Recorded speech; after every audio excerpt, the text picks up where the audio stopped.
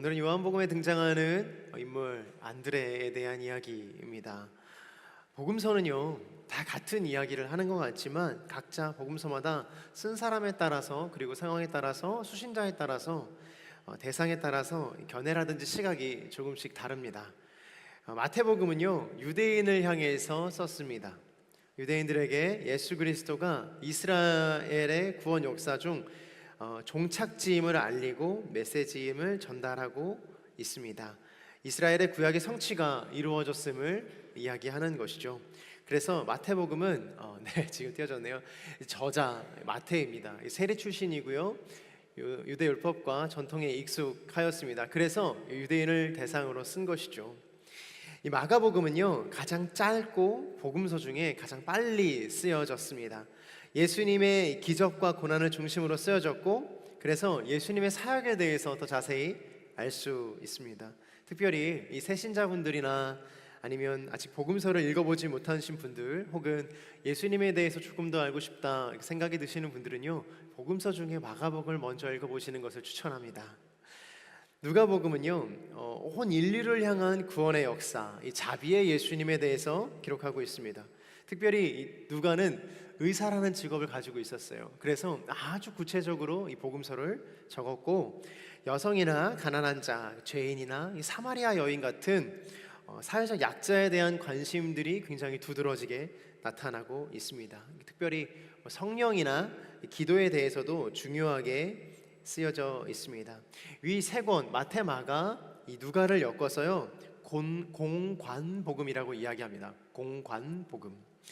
이 공관복음 같은 이런 공관복음은요, 같은 사건을 유사한 순서로 묶어서 설명을 하고 바라보는 그런 책을 의미합니다. 우리가 살펴볼 요한복음은요, 조금 다른데요, 이 공관복음이 예수님의 발자취 그 자체라면요, 요한복음은 그 의미를 해석한 증인들의 이야기입니다. 그래서 이 요한복음의 제자 요한은 예수님의 사랑하는 제자라는 칭호를 가지고 있고요, 그는 요한복음을 작성하면서 그가 받았던 그리고 제자들이 받았던 계시와 믿음에 대한 이야기, 예수님은 어떤 분이신가, 믿음은 무엇인가에 대해서 이야기를 했죠. 특별히 요한복음은 표적을 중심으로 쓰여진 이야기입니다. 이 표적은 예수님이 예수님 되심, 그리고 하나님 나라를 보여주신 사건들인데, 가령 이 물이 포도주가 되는 사건이라든지 38년 된 병자의 치유라든지 오병이어라든지, 그리고 무리를 거르신 사건, 그리고 결정적으로 나사로를 부활시킨 사건 등과 같은 이런 기적과 표적과 이적들을 아주 자세하게 기록하고 있습니다. 이러한 것들을 기록함으로써 이 요한은요, 예수님의 어떤 단순한 행적보다는요, 예수님이 어떤 분이신가, 이것들을 통하여서 하나님의 나라는 어떻게 보여지는가, 당신에게 하나님이란, 예수님이란 누구인가에 대해서 더욱더 구체적으로 설명하고 있는 것입니다. 그분의 부르심에 응답하기를 바라는 마음으로 요한이 한 구절 한 구절 적어 나간 것이죠. 다시 말해서 요한복음은 예수님이 어떤 역사적 사건에만 기록되어 있지 않고 오늘 나의 사건이 되기를 바라는 마음으로 요한복음을 작성한 것이에요. 요한복음의 말씀이 오늘 우리를 부르시는 예수님의 콜렘이 되시기를 주님의 이름으로 축복합니다. 요한복음의 이 시작은요, 태초에 말씀이 계시니라라는 말씀으로 시작합니다. 이 말씀의 시작은요, 단순히 말씀이 소리를 의미하는 것이 아니라 창조하신 어떤 음성이라기보다는 인격을 의미합니다. 그리고 이 말씀, 즉 그 인격이 누구인가에 대해서 차근차근 설명하고 있습니다. 그분은 태초부터 계셨고 하나님과 함께 계셨으며 하나님 그 자체이시다를 이야기하고 있는 것이죠. 세례 요한의 말은 마치 이렇게 들리는 것 같아요. 내가 지금부터 들려줄 이야기는 태초부터 계셨던 한 분에 대한 이야기이다 라고 이렇게 들리는 것 같아요. 세례 요한의 한 가지 더 특징은요, 이 요한복음에서 이 자신을 주인공으로 내세우지 않고 있다는 것이에요. 뭐 당연히 그럴 수 있지, 당연히 그래야만 하지 라고 생각할 수 있겠지만, 그 당시 세례 요한의 위상이나 위치는요, 사실상 예수님보다 더 유명한 사람이었어요. 아주 저명한 사람이었습니다. 이 세례 요한은 당대 이미 권위와 영향력을 가진 사람으로서 정치나 사회나 종교에서 그의 말 한마디가 지대한 영향력을 미치는 위치에 있었습니다.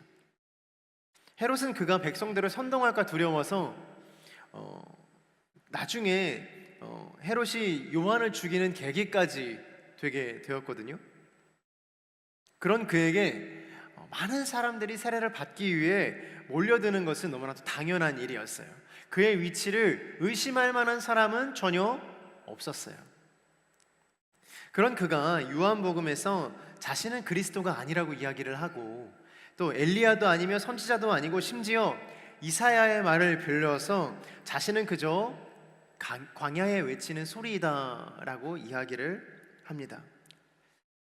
세례 요한 자신은 메시아를 향한 안내 표지이며 주연이 아니라 증인이라고 이야기하고 있는 것이에요. 저와 여러분이 예수 그리스도의 증인이 되시기를 주님의 이름으로 축복합니다. 우리 인생 가운데 예수님을 주인공으로 모시지 않으면 우리는 증인이 아니라 그저 예수님을 이용하고자 하는 사람일 뿐인 거예요. 이러한 요한의 사명은 단 한 가지뿐이었어요. 이미 너희 가운데 와 계신 그분, 즉 예수 그리스도를 알아보게 하는 것이었습니다. 요한은 예수 그리스도와 우리를 연결하고자 했어요. 그래서 요한복음을 살펴보면 예수님이 우리에게 어떤 의미인가에 대해서 살펴볼 수 있어요. 마치 오늘 본문의 안드레가 자기의 동생인 베드로에게 예수님을 소개하는 것과 같습니다. 그리고 요한복음 또 세례 요한, 안드레는 여전히 다른 사람에게 다른 사람으로, 그리고 그 시대의 예수님을 지금 시대의 예수님에게 소개하고 연결하고 있는 것이에요. 그런 세례 요한의 눈에 한 사람의 눈에 띕니다. 오늘 본문 36절의 말씀인데요, 함께 봉독해 보도록 하겠습니다. 36절입니다. 시작.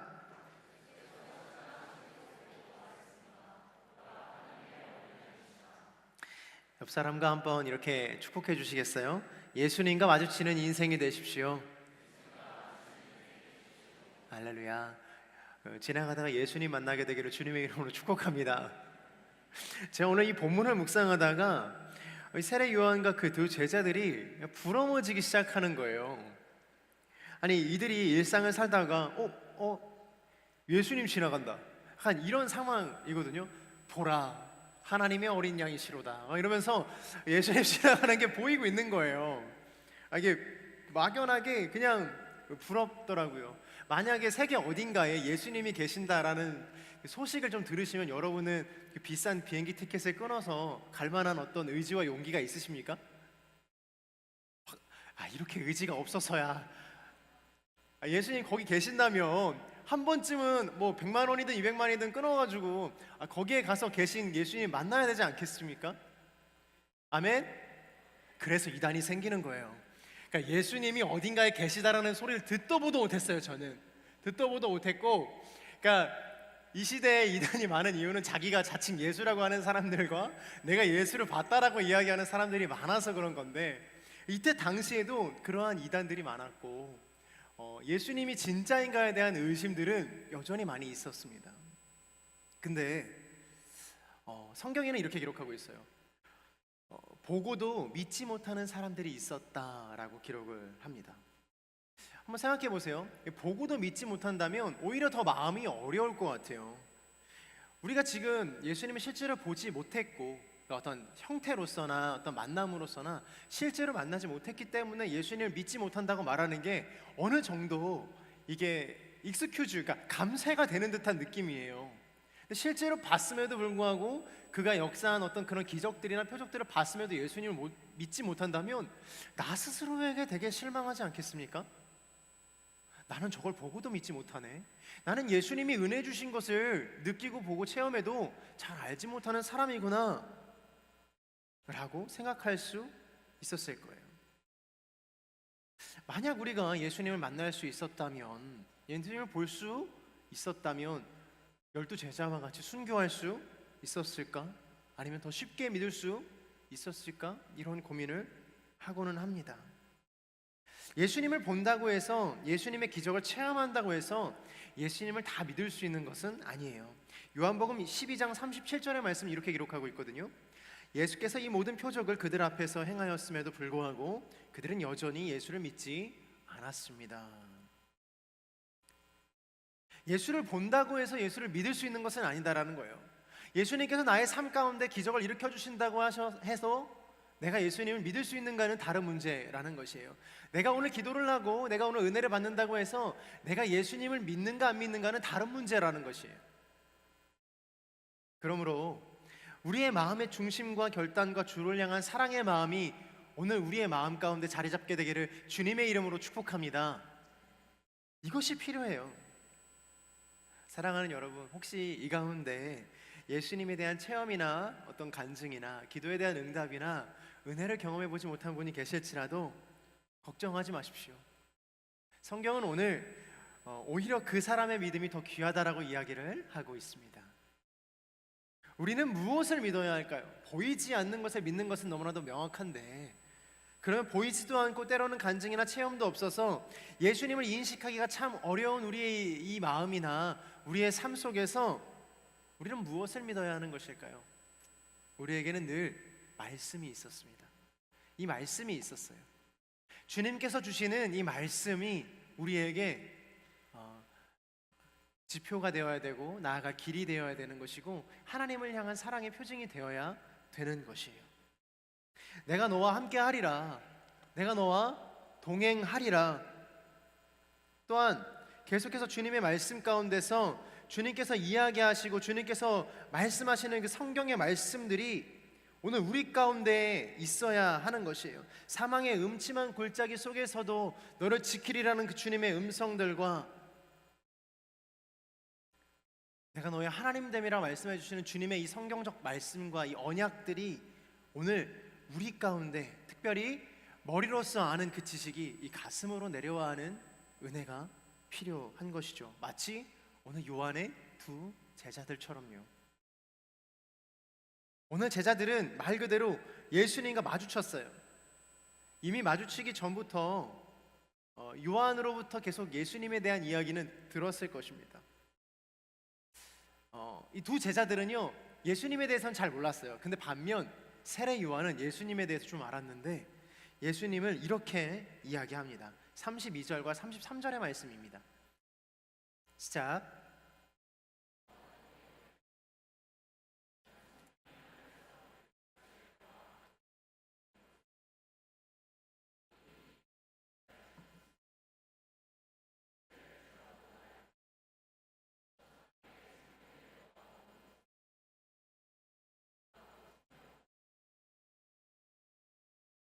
아멘. 요한은 성령이 하늘에서 비둘기와 같이 내려와 그분 위에 머무는 것을 보았다라고 기록합니다. 그리고 그것을 통해 예수님께서 메시아임을 스스로 확신했어요.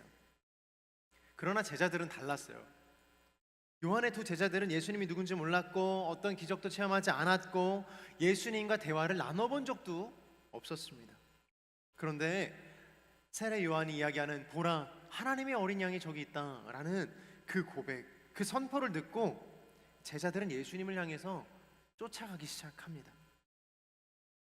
요한은 예수님을 대단히 좋은 말들로 소개하지 않았어요. 예수님이 어떤 분이신가에 대해서 강론하지 않았습니다. 설득의 시간도 없었어요. 그냥 단지 예수님이 저기에 있다라고 가리켰을 뿐입니다. 여러분들 이 학교나 사회나 직장이나 어떤 가정 속에서 예수님에 대해서 소개할 때 어떻게 소개하세요? 예수님은 이런 분이야 라고 이야기하시면서 막 설명할 때가 있지 않습니까? 나에게 이런 은혜를 주셨고, 예수님은 이렇게 생각하시고 이런 말씀을 하셨고, 예수님 믿지 않는 사람, 야 예수님이 어디 있어? 라고 이야기하는 사람들에게는 예수님이 있어야 되는 이유나 예수님이 실제 존재하셨던 이유들에 대해서 막 변증하거나 논증하고 설명을 많이 합니다. 물론 그것들이 틀렸다라는 것은 아니에요. 잘못되었다라는 것이 아니고 반드시 필요한 과정이지만, 때로는 더 중요한 것은 너가 직접 와서 보라라고 이야기하는 것이 더 중요할 때가 있습니다. 사랑하는 여러분, 혹시 전도의 대상자들이나 여러분들이 마음에 품고 있는 사람이 있습니까? 그 사람들에게 믿음의 선포를 하시게 되기를 주님의 이름으로 축복합니다. 와서 보십시오. 직접 와서 예수님을 한번 만나 보십시오 라고 이야기해야 되는 거예요. 제자들이 그 멀리 보이는 그 하나님의 어린 양을 향해서 막 다름박질하기 시작합니다. 그 이유는 무엇이었을까요? 예수님과 마주친 그 순간에 제자들은 과연 어떤 생각을 했을까요?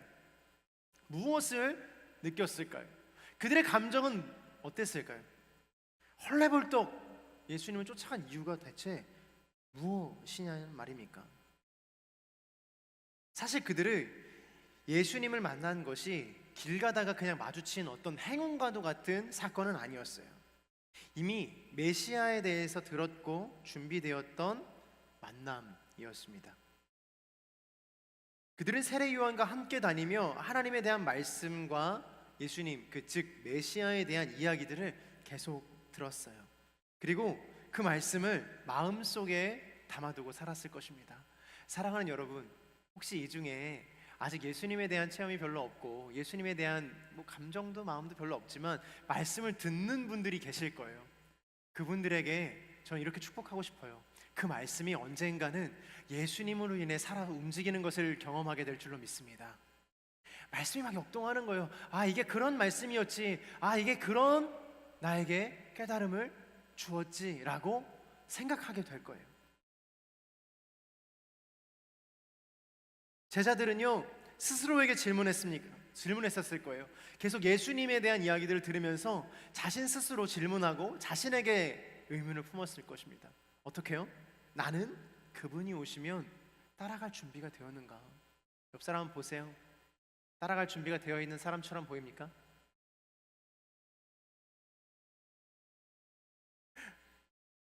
고개를 졸라졸라 흔드시면서 쉽지 않습니다.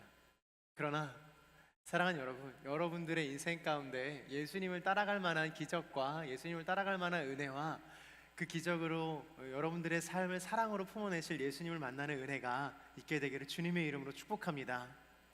예수님을 따라갈 수 있을 만한, 예수님이 나에게 나타나시면, 예수님이 나에게 말씀하시면 내가 따라가겠습니다.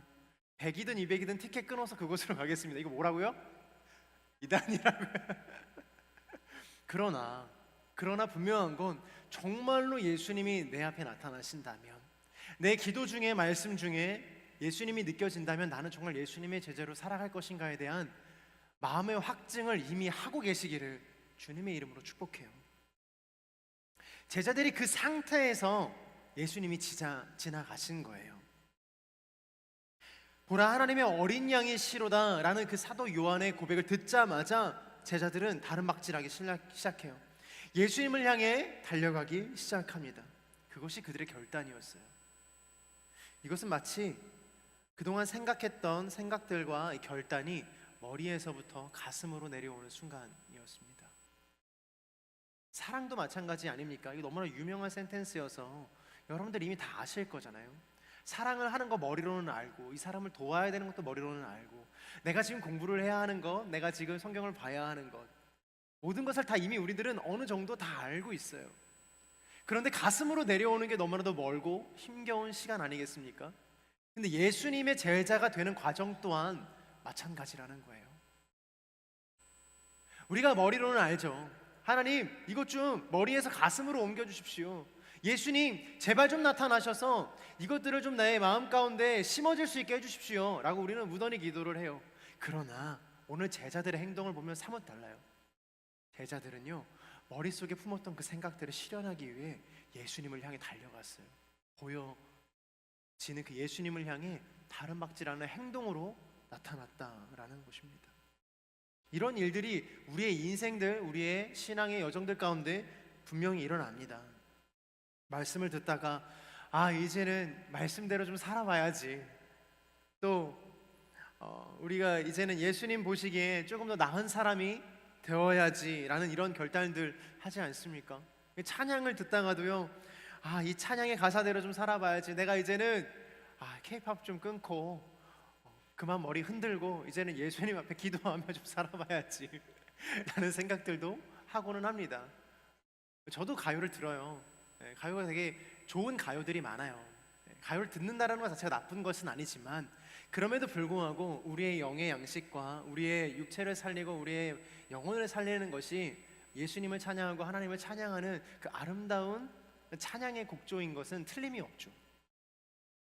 기도를 하다가도 하나님께서 주시는 마음이 느껴질 때가 있습니다. 그 음성이 때로는 위로일 때가 있고 때로는 가슴 아픈 책망일 때가 있지만, 결국은 스스로를 주님 앞에서 내어놓으며 항복해야 되는 때가 찾아옵니다. 또 동역자들과 이런 나눔을 하다가 이유 없이 눈물이 날 때도 있어요.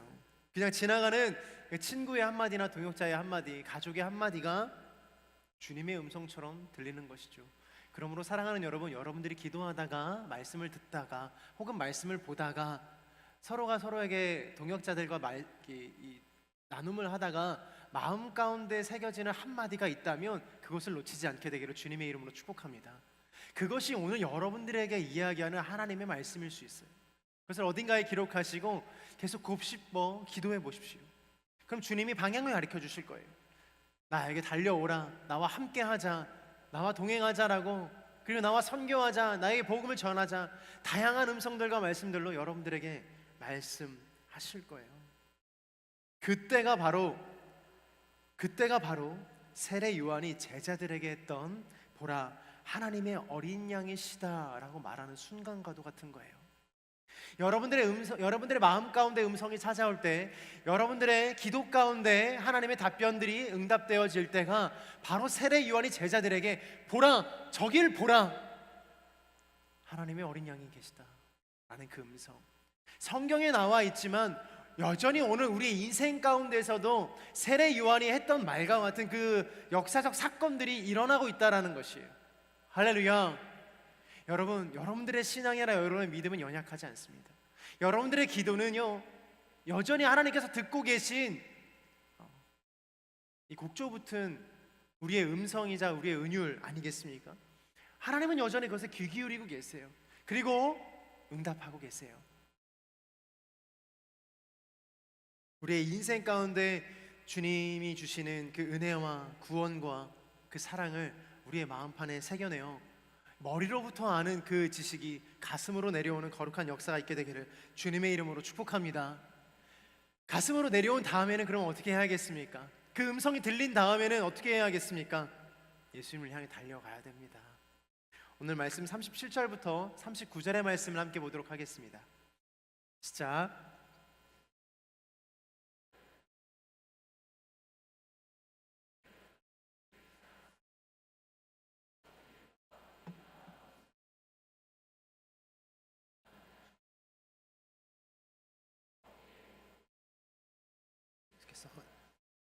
와서 보라.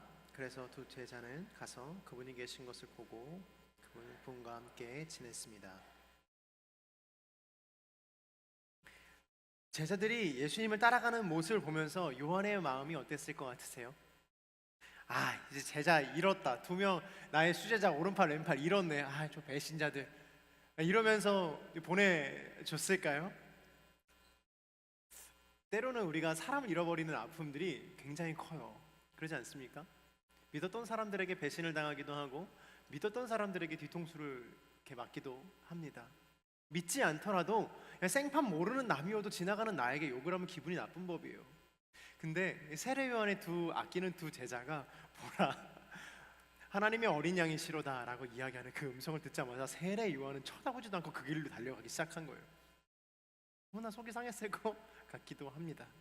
그러나 요한은요, 그런 그 작은 그릇의 사람은 아니었습니다. 요한은 처음부터 자신의 위치와 자신이 쇠퇴할 수밖에 없다라는 것을 알고 있었죠. 자신의 제자들이 예수님을 따라가는 것을 막지 않았어요. 드디어 나의 제자들이 이제 예수님을 만났구나, 예수님 만나서 이제는 예수님을 가슴으로 품겠구나 라고 생각하며 보내줬을 것입니다. 사랑하는 여러분들, 모든 것에는 만남이 있고 헤어짐이 있게 됩니다. 우리는 그 안에서 예수님을 향해 갈 수 있도록 안내를 해야 되는 것이에요. 드디어 제자들이 이제 예수님을 만나게 됩니다. 헐레벌떡 예수님 뒤로 쫓았어요. 근데 예수님이 제자들이 쫓아오는 것을 아시고 그들에게 질문하십니다. 근데 예수님의 첫 마디가 너희가 제자 두 명이구나, 안드레와 요한이구나, 이렇게 이야기를 하지 않으시고 생뚱맞은 그 질문을 합니다.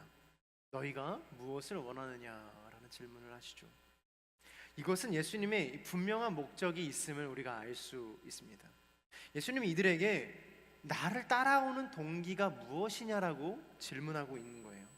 너희가 무엇 때문에 나를 따라오고 있느냐라고 그들에게 질문한 것이죠. 예수님을 따라가는 이 두 제자, 성경에는 안드레라고 한 명이 나오고 그 다른 한 명은 세례 요한 말고 다른 요한으로 추측하고 있거든요. 그 요한은 아직 예수님의 제자가 될 만한 상황이 아니었어요. 그런 상태도 아니었습니다. 그들은 예수님에 대해 잘 몰랐고 그냥 예수님이라는 분에 대해서 듣기만 했었습니다. 그런데 예수님이 너는 나를 왜 따라오느냐라고 묻기만 하시니, 동기를 물으시니 좀 당황했어요. 동문서답과 같은 대답을 합니다. 뭐라고 대답해요? 랍비여, 어디에 누구시나이까? 되게 이상하지 않으세요? 이거를 좀 현대적으로 제가 좀 풀어드릴까요? 누군가를 막 따라가요. 저기요, 저기요 이렇게 이야기를 하는 거예요. 당신 나 왜 따라옵니까? 라고 물어보는데 어디 사세요? 라고 물어보는 거와는 똑같은 거예요. 너무 무섭지 않으세요? 자매들은 소스라치는 경험을 하게 될 거예요. 형제들 절대 그러지 않게 되기를 주님의 이름으로 축복합니다.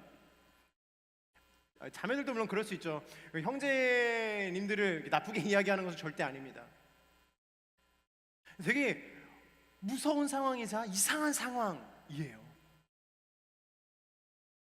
질문의 의도나 접근 방식이 전혀 다릅니다. 어떤 인간적인 접근 방법도 아닐 뿐더러 사람과 사람 사이에 처음 만난 사람들끼리 나눌 만한 대화도 아니었어요. 두 제자는요, 자신이 무엇을 원하는지조차 모르는 상태였습니다. 그래서 그들은요, 때로는 어떤 질문을 해야 할지 모르는 상황 속에서 지냈어요. 예수님을 딱 만나자마자 그들은 두려웠어요. 내가 이분을 따라갈 수 있을까? 내가 이 사람을 믿을 수 있을까? 이 말로만 듣던 예수님을 내가 정말 믿어야 하는가? 어떤 말로도 설명이 되지 않는 이 예수 그리스도를 따라갈 수 있을까? 그래서 그들은 결심합니다. 예수여, 랍비여, 예수님, 당신 어디에 묵으십니까? 당신과 조금 더 같이 있기를 원합니다. 라는 것이에요. 예수님께서는요, 아무런 말 없이 한마디를 이들에게 말씀하세요. 뭐라고 말씀하십니까? 와서 보라. 와서 보라. 사랑하는 여러분, 저는 이 장면을 보면서 예수님께서 우리에게 이렇게 말씀하시는 거라고 저는 믿어 확신합니다. 때로는 누군가를 좋아하는 마음, 누군가를 사랑하는 마음이 앞서서 관계를 넘어서는 경우들도 있고, 때로는 그 사람을 믿지 못해서 다가갈 수 없는 상황도 있습니다. 예수님을 알기는 알지만 예수님을 따라갈 수 없는 나의 연약함을 발견할 때도 있어요. 그때 예수님은 우리에게 뭐라고 말씀하시는가? 와서 보라라고 말씀하시는 거예요. 나에게 와서 나를 체험하고 나를 만나라 라고 말씀하시는 것이죠. 우리는 이 장면에서 중요한 것 한 가지를 깨달을 수 있는데, 바로 예수님을 만난다라는 것은요, 따라가는 것이 먼저이고, 그리고 경험하고 관계가 맺어진다라는 것이에요. 이 세상의 관계법과는 전혀 정반대의 이야기이지 않습니까? 세상의 관계는 어떻게 맺습니까? 먼저 인사를 하죠. 저기요, 저기요. 안녕하세요. 인사를 먼저 해야 되는 게 맞지 않습니까? 그리고 이제 어떻게 해요? 그때서부터는 이제 개인기 아니겠습니까? 그때부터는 개인기잖아요. 뭐 다양한 개인기가 있으나 설명은 하지 않을게요. 세상은요, 인사를 먼저 하고 그리고 관계를 맺어요. 한두 마디를 주고받은 다음에 이 사람이 어떤 사람인가 판단을 하게 됩니다. 그리고 따라갈지 말지, 내 전화번호를 줄지 말지를 결정하는 거예요. 근데 예수님의 이야기는요, 전혀 달라요. 정반대의 이야기를 하고 있어요. 일단 와서 보라고 말씀하시는 거예요. 그것은요, 예수님이 이렇게 우리에게 말씀하시는 거예요. 너가 나를 잘 모를 때라도 내가 너를 알고 있고, 내가 예수님에 대한 신뢰가 없을 때라도 예수님은 나를 경험시켜 주실 준비가 되어 있으며, 우리는 그 은혜로 주님과 더욱더 깊은 관계로 나아갈 것이라는 주님의 결단과 확신이 있다라는 것이에요. 이 역설적인 만남을 두 제자 중 안드레는 자신의 동생인 베드로에게 바로 가서 이 소식을 전합니다. 40절과 41절의 말씀을 함께 보겠습니다. 시작.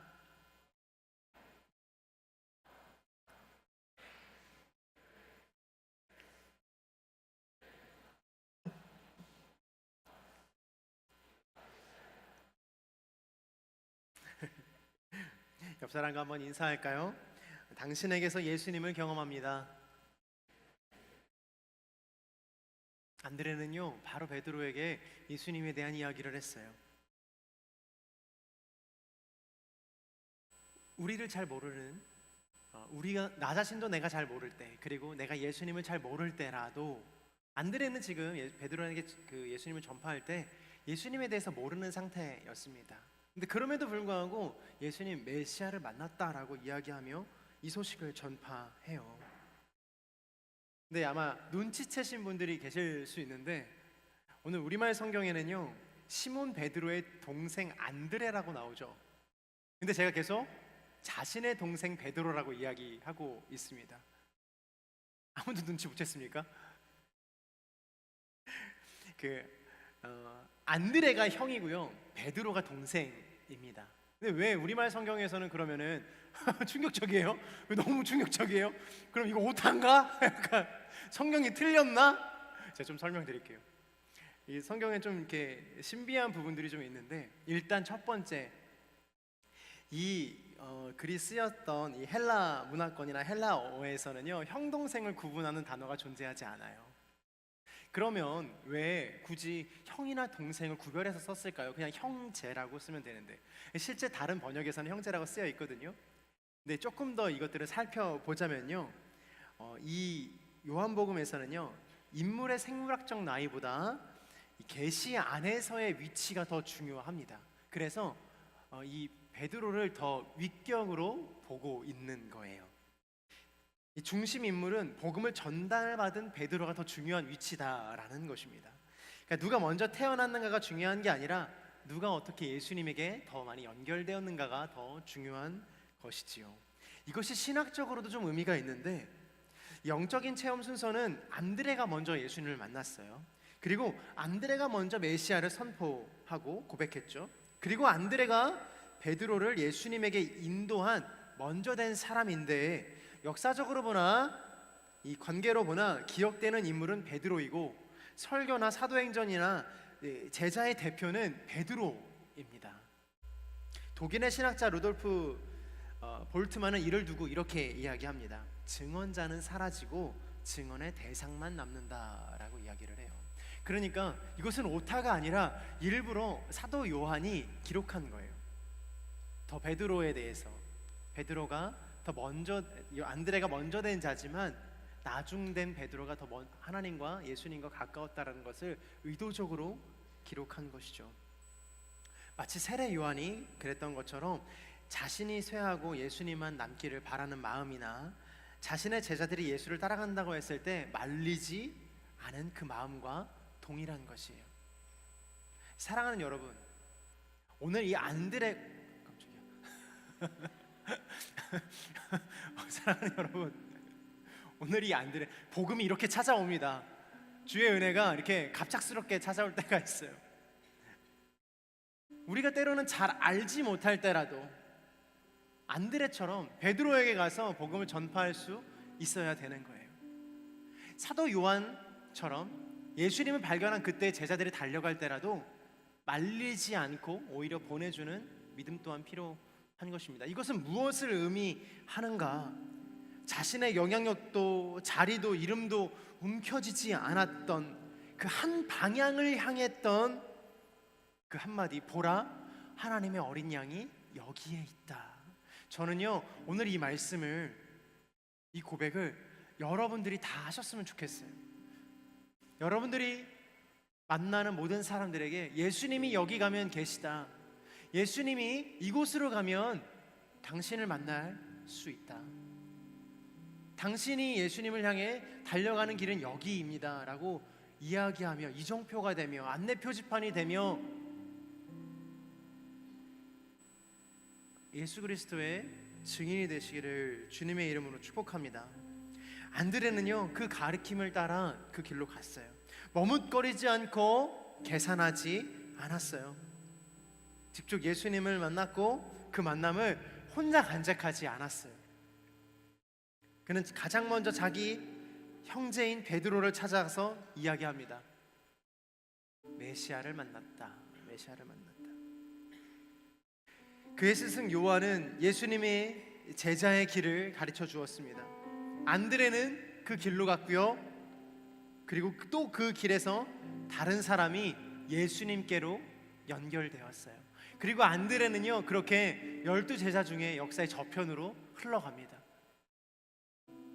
중요한 위치에 서지 않았어요. 가장 먼저 예수님을 만난 사람임에도 불구하고 중요한 위치에 서지 않았습니다. 사랑하는 여러분, 여러분들의 인생의 주인공이 여러분이 아니라 예수 그리스도가 되시기를 주님의 이름으로 축복합니다. 여러분들의 많은 어떤 업적 중에서 가장 중요한 업적이 한 가지가 있다라고 이야기한다면 예수님을 이야기하고 예수님을 전한 그 이야기, 그 히스토리, 그 역사의 시간들이 되시기를 주님의 이름으로 축복합니다. 너 인생 가운데 뭐가 가장 좋았어? 너 인생 가운데 어떤 것이 가장 빛났어? 나 예수님 전한 사건이야. 나 예수님 만난 사건이야. 나 예수님 전한 이야기야. 그 사람이 예수님 믿은 사건이야. 내가 미국에 가서 어떤 것을 하고, 내가 유럽에 가서 어떤 것을 하고, 내가 이 세상을 살아가면서 얼마를 벌었고 무엇을 얻었고, 내가 어떤 업적을 이뤘고, 이런 수많은 세상의 업적들을 기록하기보다 나의 인생의 마지막 때에 예수님을 기억하고 예수님을 전한 사건들로 여러분들의 기억들이 가득 차게 되기를 주님의 이름으로 축복합니다. 안드레는 그런 연결하는 사람이었어요. 예수님을 이 세상 가운데 전파하는 사람이었어요. 사랑하는 여러분, 예수님을 진짜로 만나면 복음이 멈추지 않습니다. 복음을 전하거나 복음을 전하러 가거나 혹은 그 전하는 사람을 도와주는 사람이 되거나 기도하는 사람이 되거나 여전히 예수 그리스도 앞에서 복음 앞에 선 사람으로서 살아갈 수밖에 없는 것이죠. 그러므로 사랑하는 여러분, 앞으로도 계속해서 여러분들의 인생 가운데 복음을 전할 수 있는 기회가 많을 거예요. 가령 예를 들자면 아울리치라든지 공동체에서 진행하는 다양한 어떤 복음을 전할 수 있을 만한 이런 시간들이 많이 준비될 것입니다. 그 시간에 결단하십시오. 주저하고 있지 마십시오. 그 길로 나아가십시오. 복음은 소유하는 것이 아니라 흘려보내는 것이고요, 제자도는요 붙잡는 것이 아니라 당신도 너도 이 사람도 다 연결해서 우리 함께 제자의 길로 걸어가는 것을 이야기하는 것입니다. 오늘 우리도 요한처럼 안드레처럼 누군가의 인생에서 예수님을 가리키는 사람이 되고 예수님을 누군가의 인생 속에서 소개하는 소개자의 삶으로 살아가게 되기를 주님의 이름으로 축복합니다. 예수님만 높아지고 나는 기꺼이 물러나는 삶, 오늘 그 삶을 통해 누군가는 예수님과 마주치게 될 것입니다. 다시 한번 옆 사람과 인사할까요? 당신 때문에 예수님을 만납니다. 저는요, 하늘 공동체가 이러한 공동체 되기를 바랍니다. 다른 무엇이 아니라요, 예수님 때문에 사랑하고 예수님의 이야기를 함으로써 행복해지고 예수님의 이야기를 전할 때 비로소 나의 가치를 인정받고 존중받는 거룩한 역사의 공동체, 하나님과 동행하고 예수님을 전하고 성령님과 동행하는 주님을 예배하는 거룩한 공동체 되시기를 주님의 이름으로 축복합니다. 이 시간 말씀을 붙잡고 한번 같이 기도하며 나아갔으면 좋겠습니다. 이 시간 말씀 붙잡고 기도할 때 이렇게 기도하십시다. 하나님, 내가 예수님을 전하는 사람, 예수님과 예수님을 믿지 않는 사람을 연결하는 사람이 되게 하여 주시옵소서.